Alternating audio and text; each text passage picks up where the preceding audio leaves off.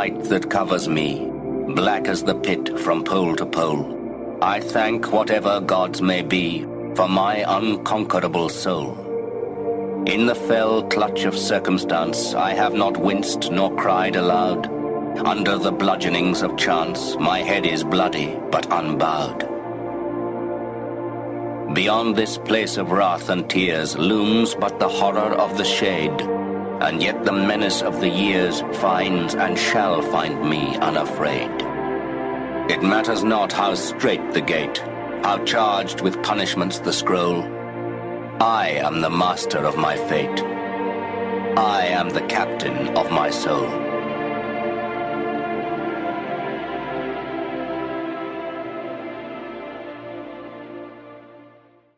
That education only gonna take you so far. I know a lot of people got degrees, man. They ain't even using them. It's your gift. But the only way for you to soar is you got to jump. You got to take that gift that's packed away on your back. You got to jump off that cliff and pull that cord. That gift opens up and provides the soar. Remember, everybody, to get the most out your life, you got to focus on your gift and not your passion. Too many people focus on their passion and they ignore their gift. Your gift is this. It is the thing that you do the absolute best with the least amount of effort. That's what God gave you. Go do that. We all ask why we should work this hard. Why take that many classes? Why go to school that many years? Why take the notes? Why read the book? Your better future is a dream for yourself and for your family.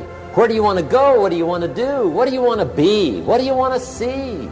You've got to dream dreams. There's a Bible phrase that says, without dreams and visions, people perish. Why work that hard? Why put yourself through the push-ups and the disciplines? Why? Good question, why? Don't lose your dreams. Do some dreaming. That's long-range goals. You've got to have those. So that's number one. Here's the second part of goals, short range. Short-range goals. That's your goals for tomorrow, this week, this month, this year. The immediate future. We call these confidence builders. Best answer to why, I think, is the second question. Why not? Because if you set up something short-range, go for it. Get it. Latch onto it. Work hard. Accomplish it. That starts building your strong feelings to go for your dream. Why not see what you can make of yourself? Why not see how far you can go, how much you can see, how much you can earn, how much you can share? Why not? Right. What a way to live safe and secure. Don't ask for security. Ask for adventure. Why not see how many books you can read, how many classes you can take, how many skills you can develop? Better to live 30 years full of adventure than 100 years safe in the corner. Why not see how valuable you can become to the marketplace, and to your friends, and to your family? You can have more than you've got because you can become more than you are. And of course, the other side of the coin reads, unless you change how you are, you'll always have what you got. Why not see what you can make of yourself? Why not see how far you can go, how much you can see? Income does not far exceed personal development. How much you can earn, how much you can share. Why not? You can actually increase your productivity by 50% by simply starting and completing your most important task first thing every day. So if you can do those three things, start with a list, organize the list by priority, and then start on and complete your most important task, you can double and triple your productivity. Most people never pick up the phone and call. Most people never ask. And that's what separates sometimes the people that do things from the people that just dream about them. If you're afraid of failing, you won't get very far. That you can learn anything you need to learn to achieve any goal you can set for yourself. All success skills are learnable. All business skills are learnable. All money-making skills are learnable. Everyone who is good at them today was at one time terrible at them.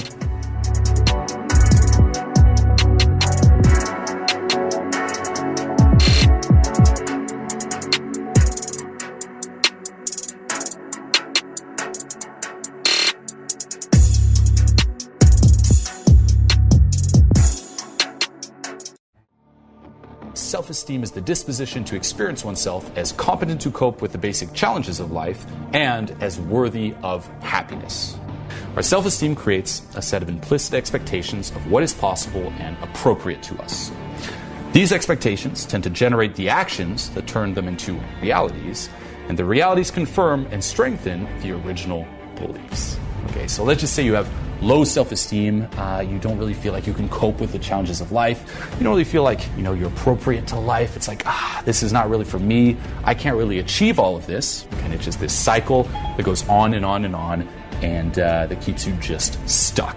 And this is why it's so important to work on it and raise your self-esteem. Okay, and you can do so by focusing on actions or practices. Okay, basically something you do over and over again, a way of being, and this here will affect your self-esteem. So the first one is the practice of living consciously.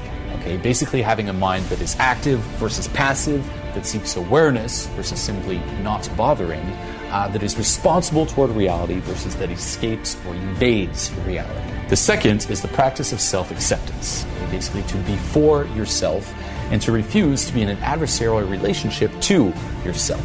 The third is the practice of self-responsibility. To feel competent to live and worthy of happiness, I need to experience a sense of control over my existence. Okay, and this means to take 100% responsibility for your life and your well-being. Okay, the fourth practice is the practice of self-assertiveness. That self-assertiveness means honoring your wants, your needs, your values, and seeking the appropriate forms of their expression in reality. Okay, and this is a practice. Okay, it's the willingness to stand up for yourself, to be who you are openly, to treat yourself with respect in all human encounter. The fifth practice is the practice of living purposefully. Okay, and this means basically using your powers for the attainment of goals you have selected. Okay, to live without a purpose is to live at the mercy of chance. Okay, it's like whatever happens will happen. You're just a drifter. No, okay, you should be proactive, not reactive. If you don't do something, nothing will happen. What it means is staying true to yourself. Okay, integrity asks that our effort to find the best choice be authentic, that we stay conscious, stay connected to our knowledge, call on our best rational clarity, take responsibility for our choice and its consequences, do not seek to escape into the mental fog. What are we all seeking? Okay, and this is something to really take some time to reflect on. What are we all seeking? What are we all looking for in life? What is the goal here? Okay, like what is the motivation behind everything that you do? And if you really follow it, okay, to the root, okay, it's not like, well, I'm doing stuff for money. Okay, well, why do you need the money? Okay, like follow the trail of whys. It always comes down to happiness. Okay, and happiness here with a capital H, basically a continuous state of happiness with no sorrow, no suffering, no anxiety, no worry, just that feeling of peace and just being at ease. That's what we're all after. This is what drives us. This is what we're seeking. Okay, everything you're doing right now, you're doing it to hit this state, to experience this state of just being continuously happy. Okay, and it's not the happiness you're used to experiencing either, which is that dirty high where you're kind of afraid of losing it. It's just that continuous state there. But this is our default natural state, what you say. This is our very nature. Okay, like being happy, the reason we're all seeking is that's actually what we are. Okay, we are this continuous state of just happiness with no sorrow, no suffering. Now, the mistake we make is we are this, but we tell ourselves that we're not. Okay, like that's our default. We're like, no. I'm not happy, okay, capital H, and I'm going to go out and find ways to be happy. Okay, which is basically the wrong assumption, and this is why it never really works. Okay, if you look around, yeah, people are achieving a lot. They're making a lot of money. They're getting a lot of, say, material things. Right now, you probably have a whole list. If I got this, I would be happy. But you can probably think of someone else who has those things who's not happy. It's like no one is finding it, and it's impossible to find it. Okay, if you really think of it this way, that's our nature, just being happy. We tell ourselves we're not happy. We seek that happiness externally, but because it's based on that wrong assumption, it just never works. Being happy is not something you grow into, it's something that you already are. Okay, and you realize that, like you get there by realizing that you're already there. That's it. It's something you just kind of sink into. The more you can just let go of all these, again, external things, these limitations, these like you identifying yourself with anything else but that. You let go of all that, you let go of the thoughts, you let go of the emotions, and you reconnect and sink into that happiness with a capital H. right now is I want you to imagine you're standing on a cliff. You're standing literally on the edge. All you have to do is take one little step until you're moving yourself into the unknown. And the problem is that unknown is beyond our control, beyond our comfort zone, if you will, and we fear that. We try to avoid that. We want to stay here with our two little feet on the ground where it's known, right? I'm standing here and I know nothing's gonna happen, but the moment I move my feet just one step ahead, I'm in the unknown. I'm flying uncontrollably. I don't know what's gonna happen. Fear will always fucking be here. And to be honest, we always have a fucking base level fear. As human beings, we are born in fear. If you're sitting here saying, I'm not afraid, you're shitting yourself, okay? You're fucking lying. Everybody here is afraid. And quite frankly, the more successful you get, the more and the higher levels of fear you will experience.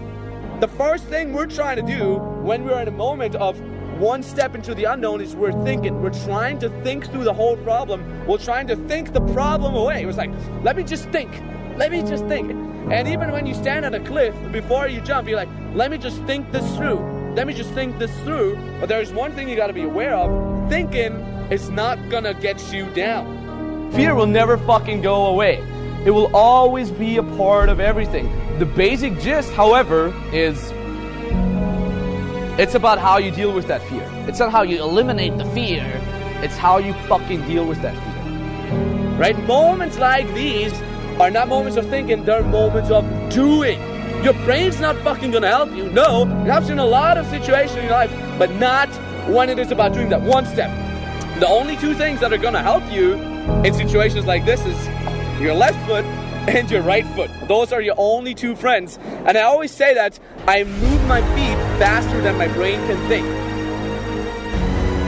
The way I interpret fear, that's what keeps me going. I don't say that's bad for me. I don't say, oh, a situation where I'm afraid is bad for me.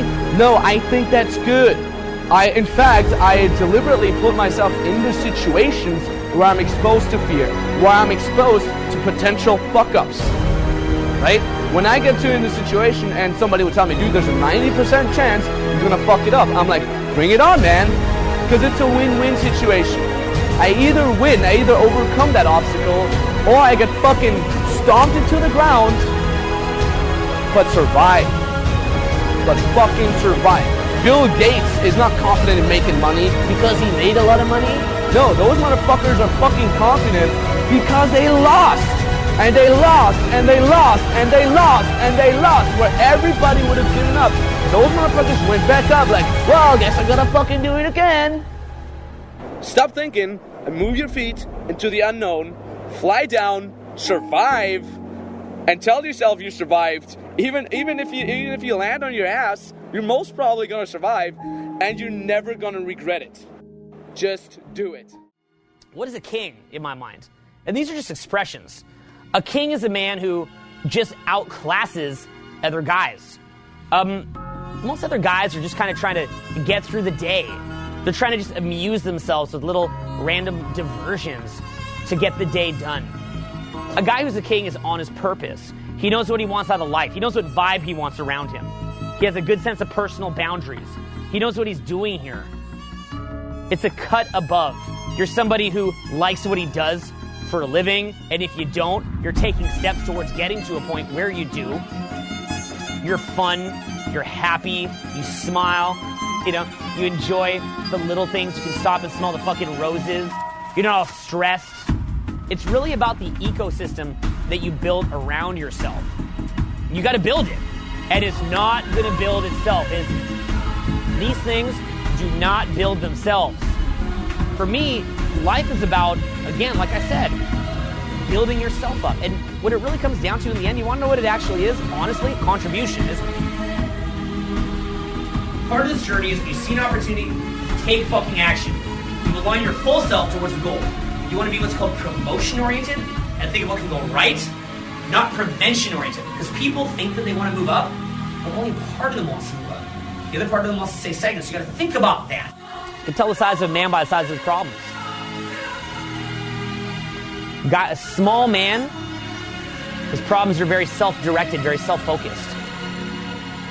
People that are in pain, they can't think about contribution. So you want to think of that as like coping versus thriving. Coping, thriving. You're in protection or you're in progression. You know? And so you'll see guys where like, you know, when they're thinking, their entire thought process is on themselves. Why is that though? It's because they're in protection. It's because they are coping. They're coping through life in pain. They're in scarcity. So you want to think of yourself as an entity that has direction, good emotions, good people around you. What does that mean? There's a few different things. One is, you've got to know who you are. Like, who am I as a person? What am I doing here? Like, that'd be the number one question to ask. What the fuck are you doing here? You know what I'm saying? Not to fuck with your brain, but you know what I'm saying? Like, what are you doing here? You know, it's like, dude, you're lacking that true north, right? So what is your true north?